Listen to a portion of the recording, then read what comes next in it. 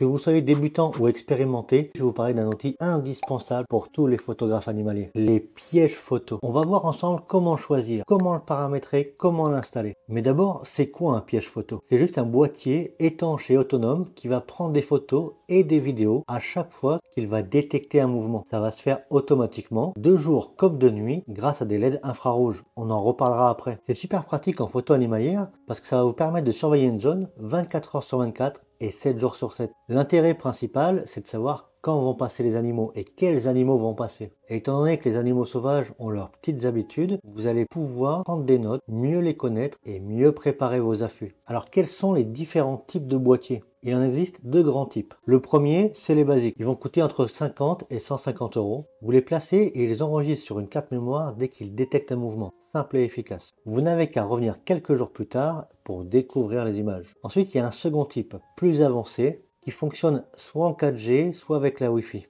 Ils vont envoyer directement sur votre téléphone toutes les images et les vidéos en temps réel. C'est ultra pratique pour suivre ce qui se passe, mais attention, ça coûte bien plus cher.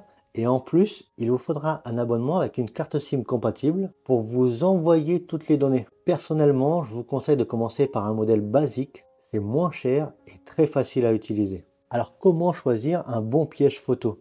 Il y a plusieurs points à étudier, on va les passer ensemble en revue. En tout premier, il y a les LED. Vous entendrez souvent parler de glow ou no glow. Ça correspond à des LED qui sont soit rouges, soit noirs. Je vous conseille fortement de prendre une caméra no glow, c'est-à-dire qui va utiliser des LED noirs et qui ne fera aucune lumière et ne dérangera donc pas les animaux. Bah oui, c'est dommage d'effrayer et de faire déménager les animaux qu'on veut photographier. Exactement. Et en termes de puissance, il faut à minima 940 nm. Alors je ne sais plus à quoi correspond ce nm, mais c'est le minimum pour assurer une qualité en vision nocturne. Sinon, vous n'allez pas voir grand chose. Et je vous conseille également une portée minimale de 20 mètres. C'est vraiment la base si vous voulez avoir une chance de filmer quelque chose. Ensuite, il faut prendre les angles en considération. Il y a deux angles importants à prendre en compte. Et dans les deux cas, on cherchera à avoir le chiffre le plus grand possible. Le premier, c'est l'angle de prise de vue, c'est-à-dire l'angle dans lequel la caméra va filmer. Mais il y a aussi l'angle de détection. Et celui-là est extrêmement important. Il doit être supérieur à l'angle de prise de vue. L'animal sera détecté avant même de rentrer dans le champ de vision de la caméra,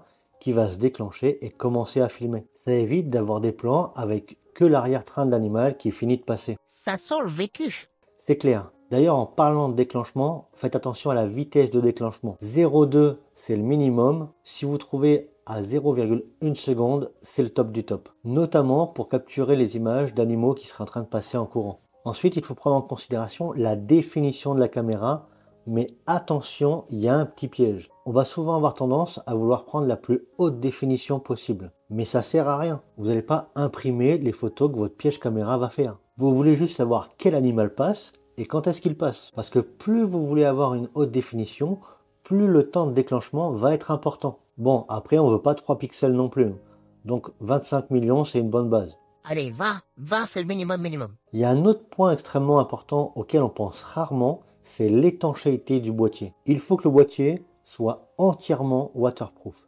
Avec une norme, pas juste, oui c'est waterproof. Une norme IP65 ou IP66, c'est vraiment le minimum. Sinon votre piège, il va pas faire long feu. Et n'oubliez pas qu'il est destiné à passer toute sa vie dehors. Vous n'allez pas aller le chercher dès qu'il va commencer à pleuvoir. Concernant l'alimentation, c'est soit des piles, soit des panneaux solaires. Alors le panneau solaire, c'est une fausse bonne idée. Souvent votre piège, vous allez le mettre en forêt, en sous-bois, au pied d'un tronc. Donc le soleil, il va pas le voir beaucoup et la durabilité de la batterie va être extrêmement variable. Et ceux à piles, déjà il en faut 8. Donc vous rentabiliserez vite des piles rechargeables haut de gamme. Si vous prenez des premiers prix, elles vont trop vite se vider, notamment en hiver avec les basses températures.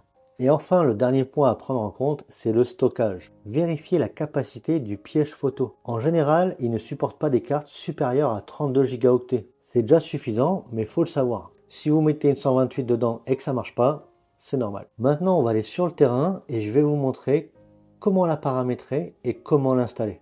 On va peut-être faire un tour chez le coiffeur avant parce que là, c'est vraiment pas possible. Donc pour paramétrer ces petits boîtiers, c'est extrêmement simple. Je vais passer tous les menus en revue avec vous. Peu importe la marque ou le modèle, ils ont sensiblement les mêmes menus. Alors avant toute chose, peu importe les paramètres, la première chose à faire, c'est aller mettre à jour la date et l'heure. C'est extrêmement important parce que c'est ça qui va permettre de définir à quelle heure passent les animaux. et à quelle heure faire vos affûts pour pouvoir les photographier ou les observer. Donc en premier, la date et l'heure. Ensuite, vous aurez le choix entre plusieurs modes, photo, vidéo ou photo et vidéo. Je vous conseille de vous mettre en mode photo et vidéo. Les photos se déclenchent plus rapidement que les vidéos, ce qui permet d'avoir au moins une photo de l'animal qui est passé. En résolution de l'image, vous mettez la plus grande que vous avez. En série photo, vous ne mettez qu'une photo. Ça ne sert à rien de faire une rafale, surtout que ce n'est pas des boîtiers faits pour faire de la photo. Donc les déclenchements vont être extrêmement longs et vont ralentir la prise de vue vidéo. Donc une seule photo. Résolution de la vidéo. En ce qui concerne la résolution de la vidéo, ça ne sert à rien de les mettre en 4K, en 2K, en 1080, c'est très bien. Ça va vous permettre d'économiser de la place sur votre carte et de laisser les pièges plus longtemps. Moi j'ai un mode 1520 à 20 fps, je vois pas vraiment à quoi ça peut servir. La longueur de la vidéo, elle va définir pendant combien de temps la caméra filme après un déclenchement. Personnellement, j'aime bien mettre 20 secondes. Ça permet d'avoir suffisamment d'images pour voir une situation qui se produirait, sans toutefois saturer la carte avec des vidéos de 30 secondes à chaque fois qu'un brin d'herbe bouge. Donc 20 secondes, c'est pas mal. Enregistrement audio, bah oui, c'est bien d'avoir le son. Le temps entre les prises de vue, c'est important également, parce que ça détermine l'intervalle entre chaque photo et chaque vidéo. Donc moi, j'aime bien le régler à 5 secondes.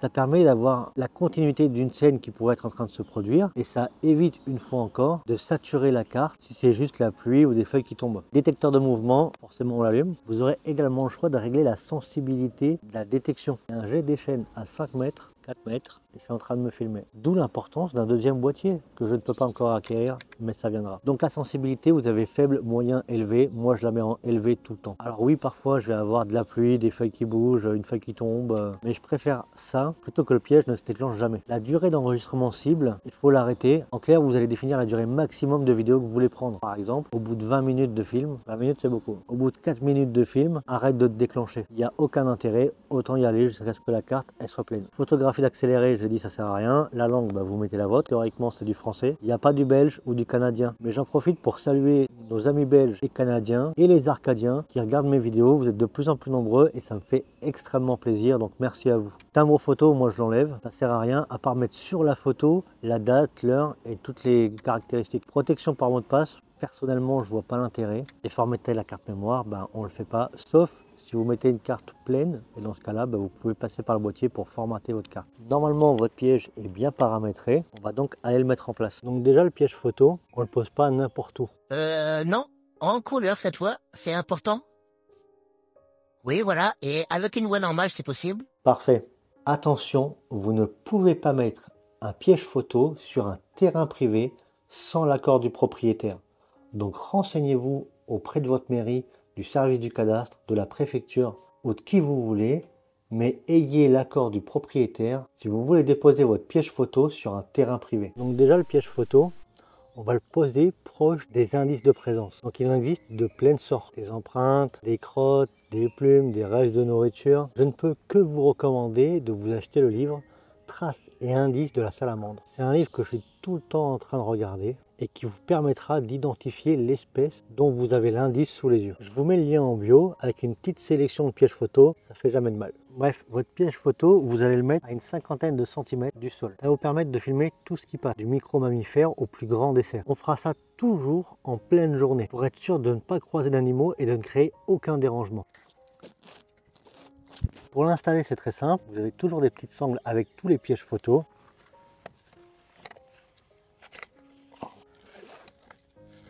Vous le passez autour de l'arbre.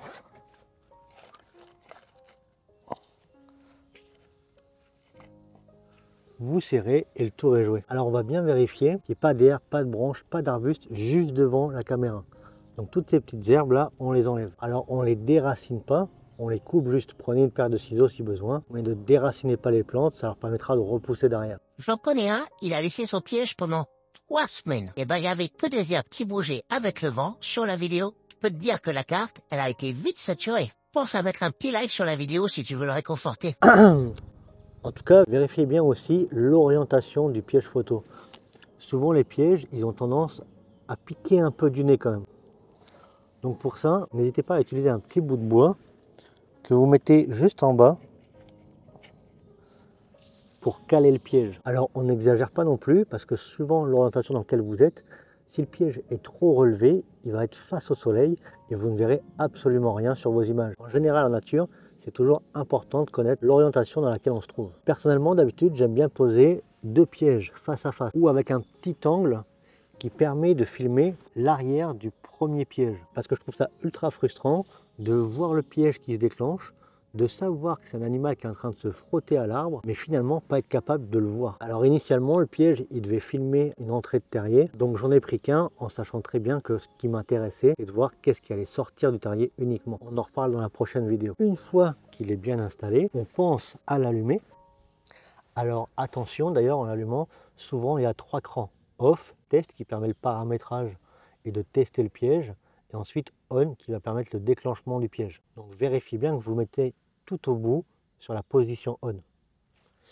Vérifiez également que vous avez une carte SD dedans. Non, ça suffit toi. Ensuite on referme le piège et on vérifie bien que le piège se déclenche et que le cadre est correct par rapport au champ qu'on espère avoir.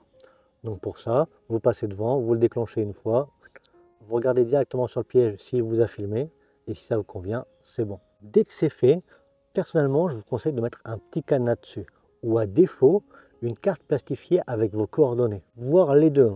Mais ça évite de se le faire piquer bêtement par des personnes qui ne savent pas ce qu'il fait là, ou qui sont malveillantes. Et ensuite, vous partez.